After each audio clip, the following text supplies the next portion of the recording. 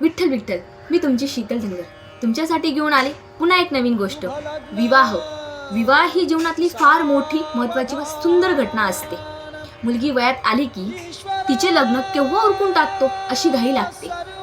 बाजारात गेल्यावर कांदे बटाटे विकत घेतानाही आपण 4 वेळा विचार करतो, पण विवाह या समस्येकडे तेवढा नाही.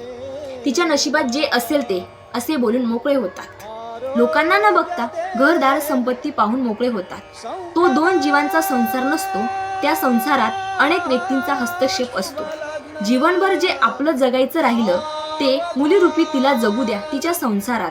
जे भोगले आपण ते नको तिच्या संसारात. मोठे येऊन ठरून जातात, आपण बघत बसतो. 2 दिवस गोड बोलणे व आयुष्यभर सोबत राहून गोड बोलणे यातला फरक लोकांना कळत नाही. जरा बोलायला शिका. आता नाही बोलले तर आयुष्याच्या शेवटपर्यंत शांत बसायला लागेल. धन्यवाद.